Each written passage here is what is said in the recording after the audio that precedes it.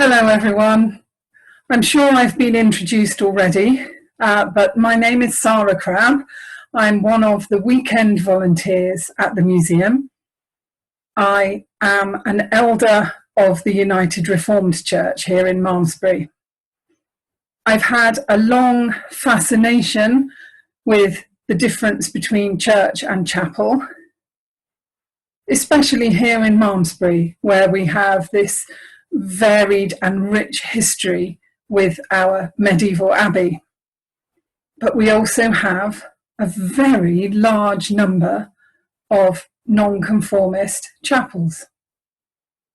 So way back at the beginning of the 2000s, when I was researching for my master's degree, I was given the opportunity to have a really in-depth look at the expansion of these non-conformist chapels in Westport. And that was what I wrote my master's dissertation on. I was also then very fortunate in 2012 when non-conformist churches and chapels around the country celebrated the 350th anniversary of an event called the Great Ejection. This gave me the opportunity to revisit some of the material that I'd used in my master's dissertation, but also to extend that study and look a little bit more deeply into what had happened here in Malmesbury and what the knock-on effects of that have been right through to today. 2012 marked the 350th anniversary of an event known as the Great Ejection. For those of you who may not know, in August of 1662, a law was passed that meant that all church leaders had to conform to the Church of England and perform worship using only the Book of Common Prayer. Over 2,000 members of the clergy refused to do this, and they were forced to leave the church.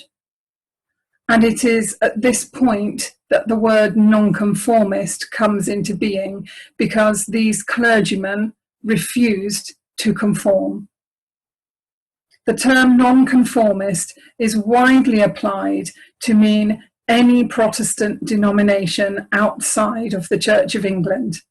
And another term that we use to describe them is dissenters.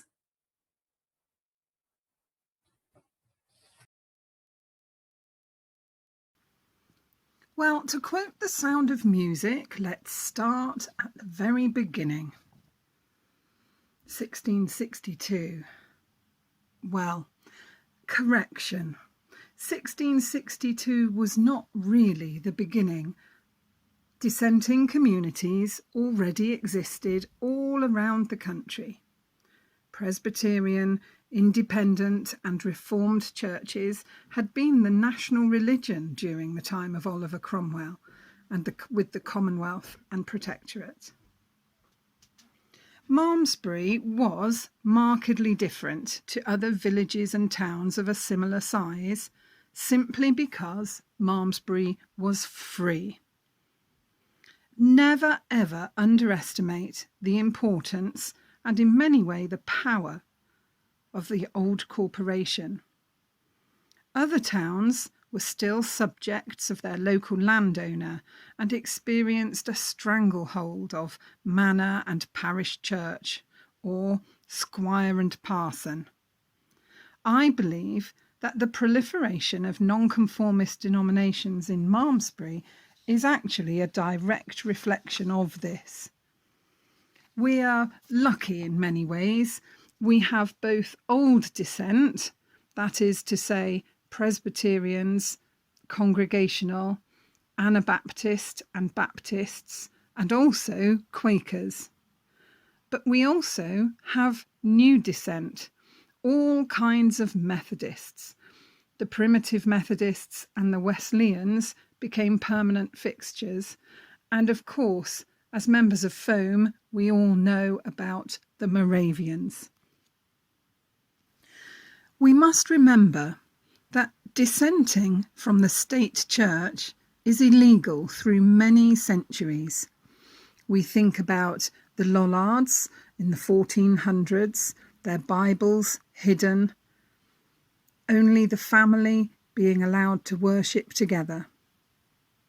There is evidence that in many parts of the country, dissent became prevalent in close-knit artisan communities. Among the stocking knitters of Lanarkshire, the leather workers of Nottingham. So here we find it among the weavers and dyers and glove makers of Westport. Historically, the parish church of St Mary's had struggled with absentee vicars, so it is possible that the ground was fertile for another way of worshipping. The Civil War, as we know from other lecturers in this series, had brought chaos to the nation. Malmesbury itself changed hands several times. The parish church at Westport was pulled down because its tower was a good vantage point and therefore could have been useful to the enemy. General Waller had his headquarters in a pub in the Triangle. And yes, it could have been one of many at the time. The abbey was used to house prisoners and of course still wears the scars today of those prisoners being shot against the walls. However, in what some of us might call typical fashion, the residents of Malmesbury and Westport carried on regardless. From a religious point of view, the Civil War and Commonwealth and Protectorate offered a huge amount of freedom, both freedom of belief and freedom of practice. For a whole 20 years, all state controls were lifted. That means no bishops, no fines, no sanctions. Lots of sectarian groups sprang up around the country. It was a time when, to quote the pamphleteers, the world was turned upside down. Indeed, it was quite common for ministers of a reformed persuasion to minister to both a gathered group of like-minded folk, meeting in a house or as a gathered church, and their parish church. The 1661 Cavalier Parliament represents what, in today's terms, we would probably call a complete U-turn. The 1662 Act of Uniformity was part of this sea change. All clergy, not just vicars, but all church leaders, college lecturers and schoolmasters, had to accept the prayer book and submit to royal authority. Those who refused were to be ejected on St. Bartholomew's Day, the 24th of August. Some 2,000 churchmen across the country acted according to their conscience and refused. Some went in order to uphold the principles of independency and separatism deeply rooted in the doctrines of the Reformation. Others because they believed that this new ordering of the Restoration Church was an affront to God and a denial of Scripture. Yet others, like Richard Baxter from Worcestershire, left because they wished to keep doors open rather than closed. They preferred an inclusive church that didn't keep people out. These men were thrown out of their jobs, out of their homes, and often vilified within the communities that they had served, sometimes for a whole lifetime. And we had one here. His name was Simon Gowan. We should neither exaggerate nor underestimate the suffering of the courage of these early nonconformists, such as Malmesbury's Simon Gowan. Persecution was piecemeal, and it varied in severity, depending on when and where you were in the country. Catholic or royalist strongholds would have been the worst. A few of the 2,000 were of independent means, but some were still desperately poor. Some laymen, in particular the schoolmasters, were stripped of everything, including the means to support their families. Many of them died in the filthy stench of the Restoration prisons, where fever, plague and smallpox were rife. Think of people like John Bunyan and Holcroft. The 1660s were a rough time for the nonconformists. A series of Acts of Parliament followed the Great Ejection. These were designed to control them and to restore old ways. The 1664 Conventicle Act meant that no more than 5 people besides family could meet together to worship, read the Bible or pray. Sounds a bit like today, really, doesn't it? The rule of 6. This was nicknamed the Banishment Act because its consequences were fines, imprisonment and transportation. In the first year, 230 nonconformists were transported. It's worth remembering that this was to British colonies in the Americas at this point in history, and not to Australia. This act is important in our understanding of how nonconformity held on in the tight-knit communities. There would have been large families or households. There was also communal access and shared areas.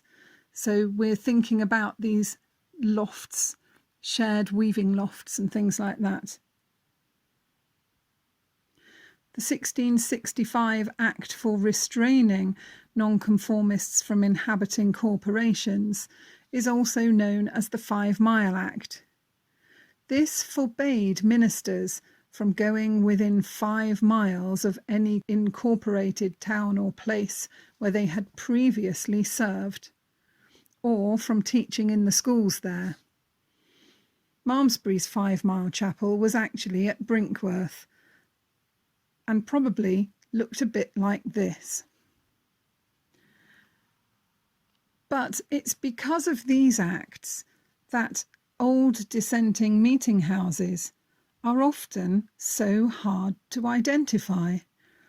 They're often in back streets, in alleyways, around courtyards, or set back from the main road and hidden. The United Reformed Church and the Baptist Chapel here were both heavily disguised in their previous incarnations. So it would seem that Malmesbury's Reverend Simon Gowan was actually pretty lucky. Some sources say that he was the curate with responsibility for Corston and Rodbourne. He lost his job, he lost his home and any way of earning a living, but he was given shelter by a group of like-minded souls in Milk Street in Westport, the road that today we know as West Street. These brave souls continued to gather for worship in those communal weaving lofts, maybe 2 or 3 families joining together. I have read somewhere that some were even arrested for meeting in an upper room in Milk Street. However, the source has escaped me, and I fear that it may have been the romantic ramblings of Reverend James Black, one of our previous ministers at the Congregational Chapel. So here we dive into the long 18th century. I tend to call it this because it actually lasts from 1689 right through to 1828. The Act of Toleration allowed the dissenters to worship and to organise their own lives at the expense of their political and civil rights. All dissenters had to swear oaths. Places of worship had to be registered with the diocesan bishop. Non-conformists were now destined either for exclusion from public office or to a life of compromise through occasional conformity. This meant that for over a century, a kind of social apartheid prevailed over English life. This is where we get the actual division between church and chapel. This registering or licensing helps us to know a bit more about the dissenters. It's really good as a source for a researcher. We find out a little bit more about the people and about where they met. So for us in Westport, early meetings for the dissenters were licensed in a house in Horsefair, a barn, and in the back room of the pub.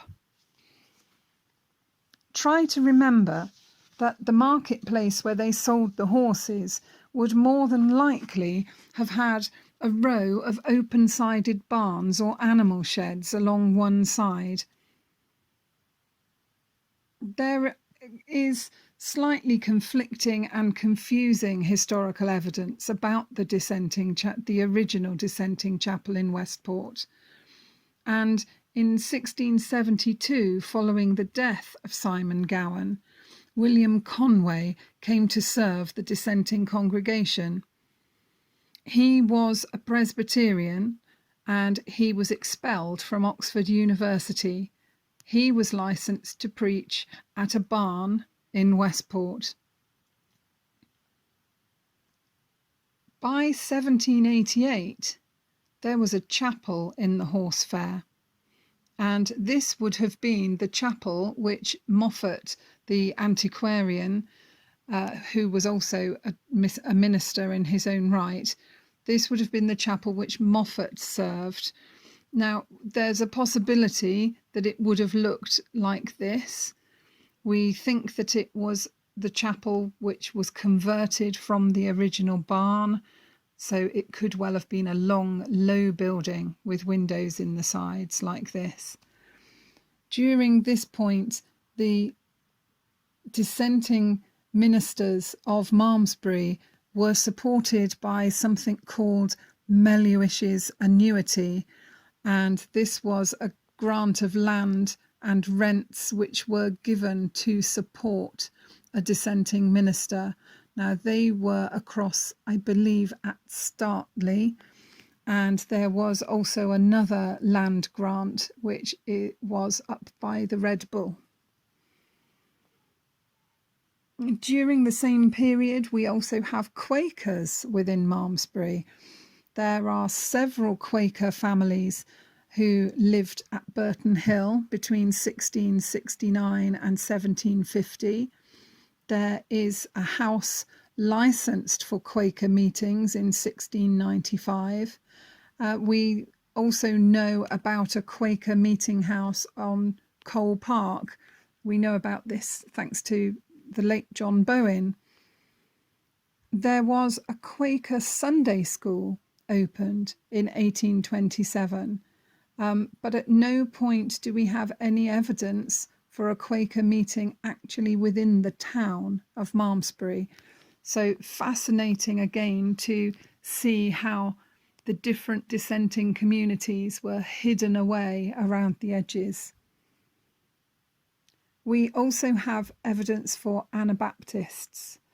Now, in 1660, a Malmesbury parishioner refused to have his child baptised, which is the reason why we call them Anabaptists. It's the refusal to baptise infants. because part of Christian belief shows that we should be having ourselves baptized as an act of being reborn into Christianity. This slide shows our well-known Baptist chapel in Abbey Row in Malmesbury. So it brings me to talk a little bit about the Baptists and their long history with us in the town. In 1672, a house in Westport is licensed for Baptist meetings. And in 1688, these are actually named as particular Baptists. Their earliest pastor was a Mr. Arch, and he served them in the late 1680s for 3 or 4 years. Now, as early as the early 1700s, 1708, there were already missionary preachers being sent out to the surrounding areas. We know of one named Joseph Matthews. Matthews is a good Malmesbury name. And he went out to places like Horsley and Shortwood and Hankerton. Now, the original chapel in Abbey Row is described as a long, low building. There is a possibility that it was on the other side of the road, on the site of the Jubilee Gardens, or possibly on the site of the yellow houses, the maisonettes, which are alongside the Abbey Row Chapel. The current building on the site dates from 1802 and was enlarged and a schoolroom added. I'm sure we've all seen the photographs from the Frith collection of baptisms in the open air in the river, close to the Doveyard in the grounds of Abbey House, or I think it's now known as the donkey shed. We know that John Wesley himself came to Malmesbury, and he preached here on several occasions between 1739 and 1741. But we also know that early Methodist missions to Malmesbury and Westport were persecuted. I know we were talking about non-conformists being persecuted way back at the time of the 1662 ejection, but we are looking at things happening some almost 200 years later. So in 1825, there was a mission from Shurston to Malmesbury, and a mob was paid in drink to harass the preachers. They smashed windows at Silver Street. There was offal put through the windows. The Bible was thrown into the cooking pot, and it caused the missionaries to leave off of Malmesbury for some 30 years. It made for slightly difficult reading to realise that people like these paid mobs were actually organised by our wonderful old corporation, or possibly even old dissenters themselves, who didn't want the agitation of having Methodist meetings within the town, with the associations with what was going to become known as Chartism and the later trade unions movement. So eventually the primitive Methodists established outdoor meetings. Now we read that these meetings took place in horse fair, sheep fair, cow fair. For those of you who aren't familiar with all of those terms, horse fair refers to the horse fair as we know it now, a little bit of car park, but it was the market for the horses. Sheep fair, the market for the sheep, which was in the Triangle area, and cow fair, which was the live cattle market in the Cross Hayes outside of our museum. So eventually in 1854, a barn in the horse fair was being used. Here it is again. So at that point it is said to have been in St Mary's Street or St Mary's Lane, and it belonged to Robert Cove Lloyd, who was the treasurer of the Presbyterian Chapel, and he was also a capital burgess. Slightly later on, we have the chapel in Bristol Street, which eventually is outgrown. Those of you who are familiar with the geography of Bristol Street will know that in places the ground drops away very sharply towards the river, and this little chapel was soon outgrown by its congregation, and they moved up into the triangle, into this one. And I will talk a little bit more about this chapel as I round up at the end, because although it is very much chapel in nature and in appearance, it declares itself in the stonework at the top to be the primitive Methodist church. Very interesting. As I said earlier in my talk, we had Methodists of more than one flavour in Malmesbury. So we move now on our little tour around the town to the Wesleyan Methodists. And we know that the Wesleyans held services in the town hall from as early as 1882. And eventually they were able to open their own chapel in 1886.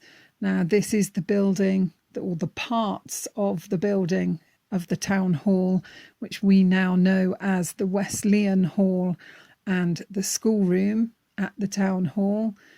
These are part of the sort of mishmash of the building that now makes up our town hall, and the reason why the entrance to the schoolroom looks so much like the entrance to a church is because that's what it used to be. And yes, we have church type windows above because it was indeed part of the Methodist chapel.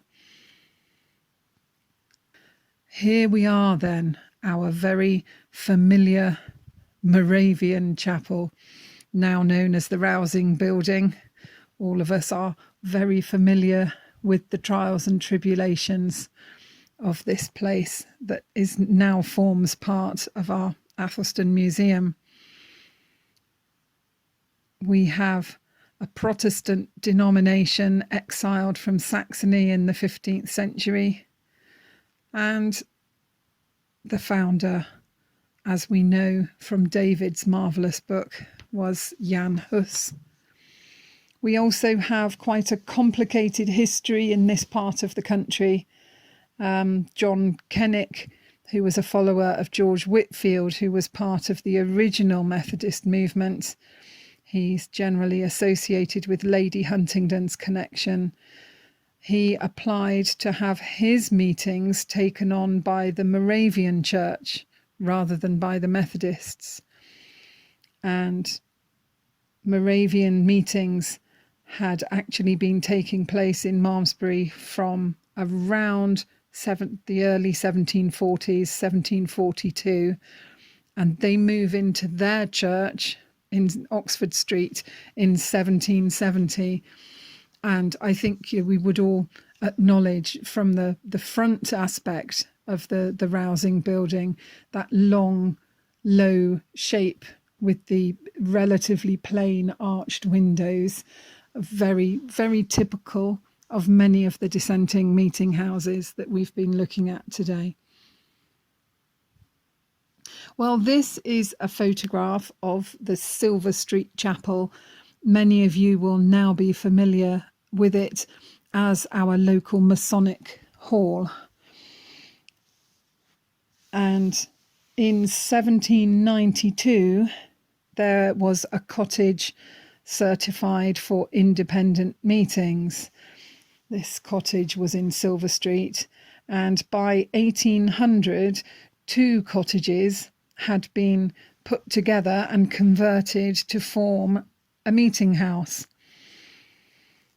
So there was an independent meeting or a congregational meeting, as well as a Presbyterian meeting. The Presbyterian meeting being in Westport and the independent meeting being in Malmesbury. Now, the independent meeting joins with the Westport meeting in 1812, and they have a slightly uneasy union. The buildings that we see in Silver Street are retained by sympathetic followers rather than closed and sold off. And in many ways, we're quite lucky that this happened, because the building itself gets used by many other groups. So we heard when I was talking about the Primitive Methodist meeting being in Silver Street, well, it's believed that that's where they came to have this set of meetings in the 1820s.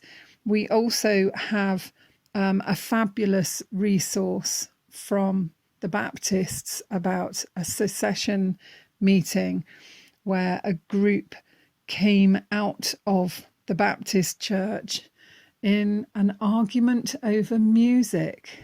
And one out of our Hanks family members was a hymn writer, and he came out of the Baptist chapel because the ministers and the leadership at the Baptists had shut down the music, and he and a small group came together in the building at Silver Street in order to have meetings where they would still be allowed to worship God by singing. So this happened in the Silver Street building. In 1836, a new Silver Street meeting opened as a satellite of the Westport Chapel. And in 1841, Silver Street becomes a chapel in its own right again. And the building which we see now was enlarged and rebuilt in 1848.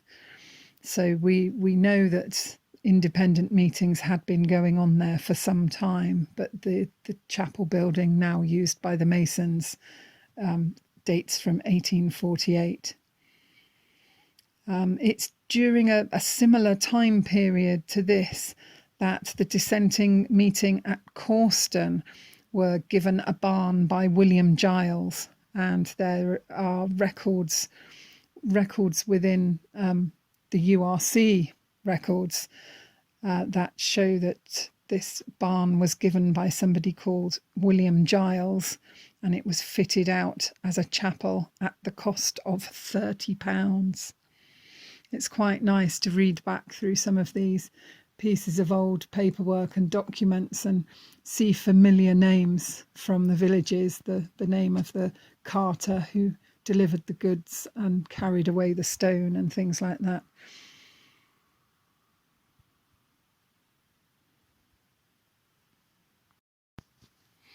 I'm going to take us back again to Westport and back to the Presbyterian meeting in Westport, the Westport Chapel.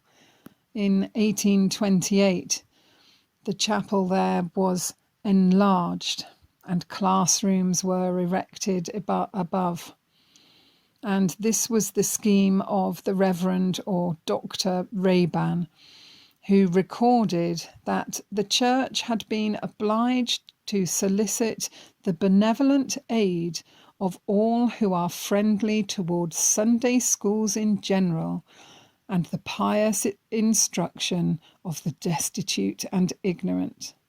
More than 250 children now attend the schools, and many the chapel, who without enlargement must have been excluded. So we believe that we were getting towards having a Georgian-looking 4-square chapel on the site at Westport. And we think that what Dr. Ray-Ban was aiming for was probably something a bit like this picture, which is of a chapel in Sheffield. But that we think what he got was possibly a little bit more like this one, which is at Holt. A little bit more ramshackle and a little bit more piecemeal.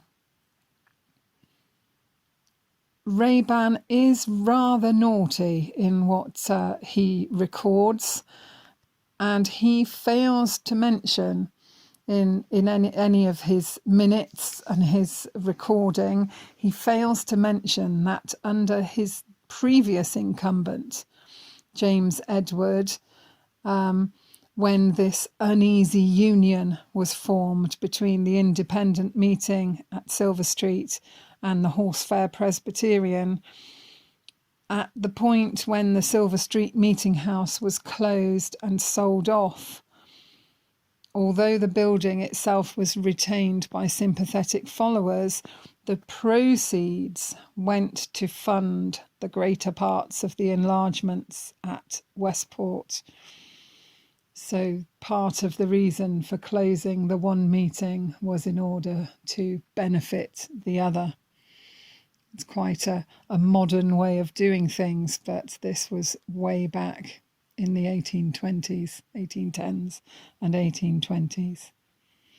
We do, in fact, at Malmesbury URC still retain a couple of items of smaller furniture and furnishings that actually pertain to the Presbyterian chapel, despite the fact that we now occupy a newer building. This confusing situation does really seem to have been quite normal. Up until the mid-19th century, Protestant dissent is probably best understood as a spectrum of beliefs and styles, rather than the clearer denominations that we come to understand in the earlier part of the 20th century. It was apparently quite normal that if members did not like a minister's change in theology or the theology of the new minister, the new incumbent, then the members would succeed and would start a new congregation somewhere else. We see that this happened an awful lot in Malmesbury. There is lots of switching between the Westport Chapel and the Baptists. We see even one of the ministers of the Westport congregation is celebrated with a burial and a tombstone in the grounds of the King's Church in the Abbey Road Baptist Chapel cemetery. There was secession between Westport and Silver Street, and as I've mentioned, even a secession from the Baptists over music to form a separate congregation again. The spirit of 1662 is really captured in 1862, so a 200th anniversary, at which time we see the revisiting of the work of Milton, of Bunyan, of Blake. We see generally an idea or a feeling of bringing back conscience, particularly to the business classes of the Industrial Revolution. And it's about that time that the Reverend James Black comes to a lackluster chapel in Westport. There are only 13 members, and 2 of those are the widow and the daughter of the late Reverend Whitmore. the previous incumbent. This chapel is hard to find because it's hidden from the road behind crumbling buildings that had once belonged to the Hobbs family. The passageway is described as dark and dangerous. They construct a new entrance. I think possibly this is around the time when the area where there is a gap in St Mary's Street was all cleared away. So there is a new entrance, but there are structural problems with the buildings. We've already heard that there was a Sunday school built onto the top of the building. So we have a building that has attics. We also know that the previous chapel had an undercroft, and the school, or the Sunday school, is bursting out at the seams. Reverend James Black writes about all of this. And here we have the answer in Stent's architectural drawing. The answer is a new chapel. So with thanks to the support of the County Congregational Union, and in particular one Charles Jupe, who we know was a merchant who dealt in the production of silk. He had a factory in Mere, and he eventually becomes part of the Wiltshire Silk Throsters Corporation. He went on to become the chairman of the board for the Workhouse Union. He was a big wig in the County Congregational Union, and it's thanks to him that we have this fine building. He contributed £2,000. What's that in today's money? Several million. It's a real statement building. Charles Jupe paid for the completion by he was the man who put his hand in his pocket for that marvellous rose window that we see today on the front of the URC. It's a statement building, and I think that 1867, it was really the middle classes proclaiming their rightful place in the world.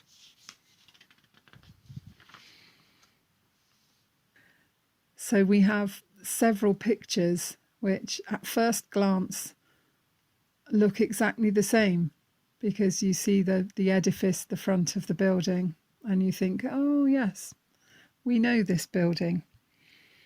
And the first one is the architect's drawing.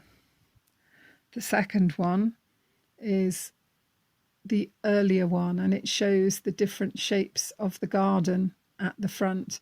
And if you look very closely along the left-hand side, you can see the gap between the row of church cottages looking down the side of the building to a row of cottages in the back. You can even see the washing line, the washing on the line. Now, when we move to this next picture, which is dated from the early 1900s, all of a sudden, the bay window feature of the building, which is known as the Old Manse for our church, the building now blocks the view through. So really we can see that these old photographs are showing the evolution of the chapel into the church, and the statement piece being that we were offering fine accommodations for a new minister and his family. We had a house for them to come to when they were going to consider whether to take the job. So we talked about the Primitive Methodists outgrowing their building in Bristol Street and the raising of the subscription list for the Primitive Methodist Church in the Triangle in 1899. So it really brings us full circle to this divide between church and chapel. And all of a sudden, we have this tiny chapel which proudly declares itself to be a church. Well, 1900 saw some real changes for the Church of England, and there was something called the 20th Century Fund, which helped to put the Church of England back into working class areas. We look at here in Malmesbury a big campaign to have the Abbey restored as a fit for purpose parish church, because really what we've had is this huge competition for what I can only really refer to as bums on seats. Everybody is competing for the same number of people to get them into their churches. The nonconformists really were showing that they were ready for that fight. They have state-of-the-art premises, they have homes for their ministers, and there we have it carved in stone above the primitive Methodists. They there declare themselves to be a church.